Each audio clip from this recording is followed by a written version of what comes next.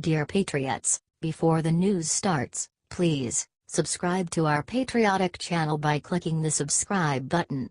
Give us a thumbs up to this video. Don't forget to leave your opinion below in the comments section. Share the news on Facebook and Twitter so you friends see it. Thank you. Juanita Broaddrick exposes huge new info dump on Bill Clinton's rape. It's shocking. Bill Clinton's rape victim Juanita Broaddrick has been sharing her story for years. I was 35 years old when Bill Clinton, Arkansas Attorney General, raped me and Hillary tried to silence me. I am now 73. It never goes away, she tweeted. Now, after the liberal media has shunned her and demeaned her for years, they now suddenly believe her. Why? Because Bill Clinton is no longer useful to them. Now Broaddrick has come forward with new information on the disgusting rape. The time has come for me to talk about my life and abuse in full, Broaddrick wrote on Twitter. I am working on a book with journalist Nick Lulli to set the record straight on what Bill Clinton did to me, she tweeted. The book is called You'd Better Put Some Ice on That. How I Survived Being Raped by Bill Clinton. This is something that Bill allegedly said to her after raping her in 1978. This is the part that always stays in my mind, the way he put on his sunglasses.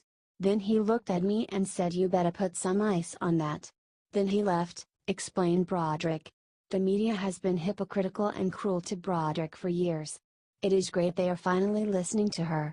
If only the reasons why weren't so pathetic.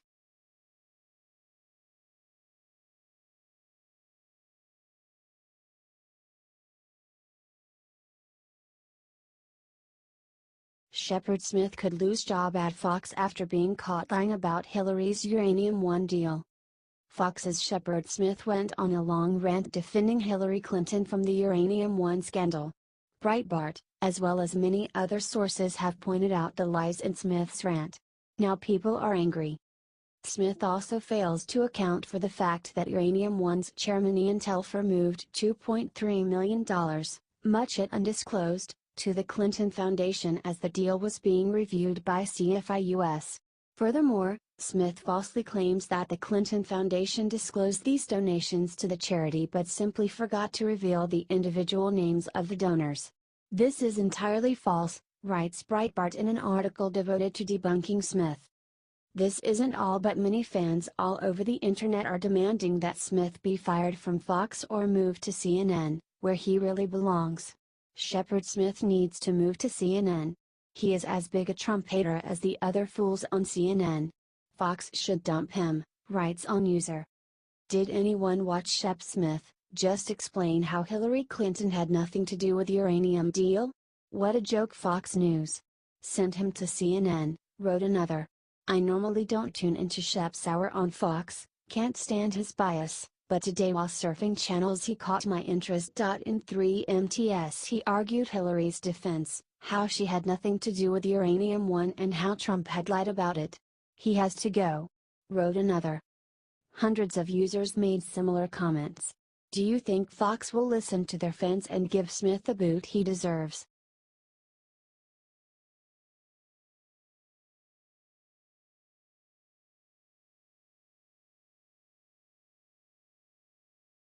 Sarah Sanders crushes Democrats' hopes of impeaching Trump with just one sentence.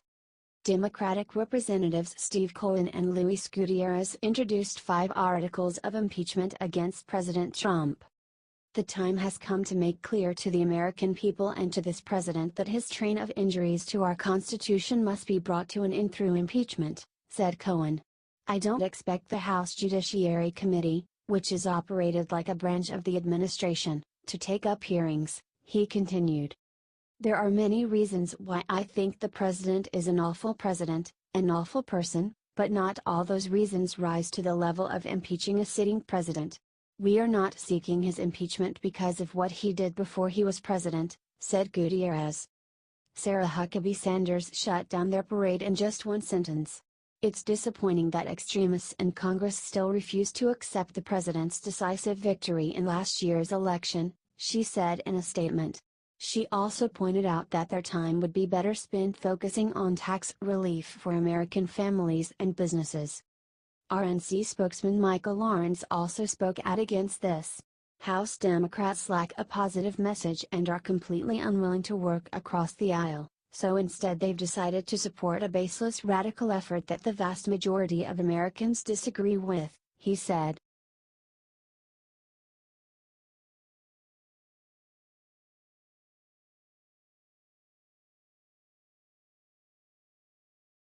Watch CNN's Brooke Baldwin call President Trump a racist for saving the lives of black UCLA players. President Trump negotiated and freed 3 American UCLA basketball players who were arrested and imprisoned in China.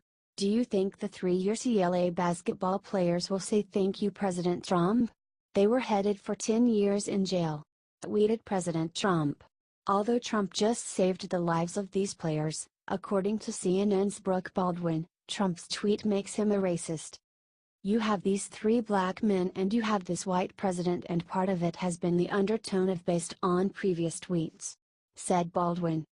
I'm just going to go there, and where I'm going with it is that you have this president essentially saying to these 3 black men, essentially like, where's my apology? She said, even though President Trump didn't say where's my apology. But truth has never stopped CNN before. You better thank me, because I got you home, and isn't it amazing to see 3 black athletes thanking the president? Responded guest SE Cup in agreement. I don't think that's going to make someone like Colin Kaepernick second guess his thoughts on police brutality, or any of the other athletes who have serious issues with race in this country or police brutality. I don't think it is going to change their minds.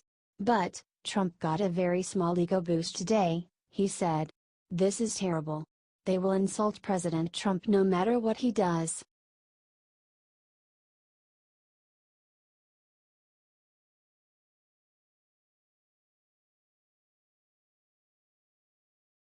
Washington Post argues it is okay for male senators to sexually assault women if they are Democrats.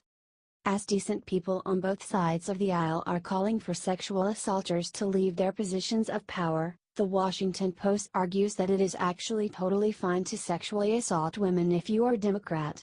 This is not an exaggeration. The Post released an article called "I'm a Feminist.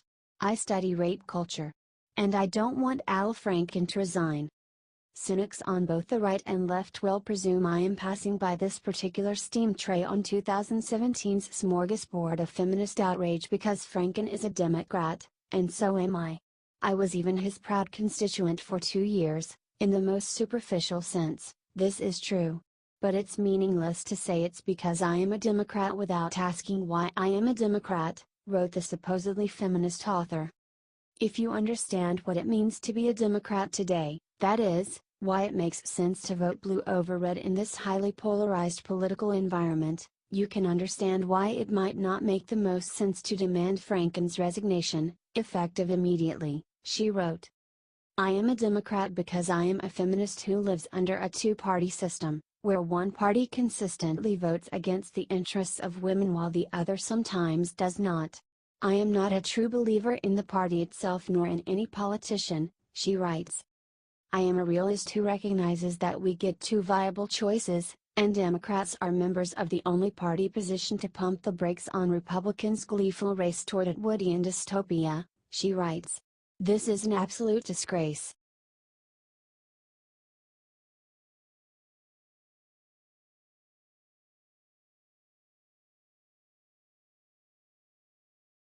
Jesse Jackson was just diagnosed with awful incurable disease.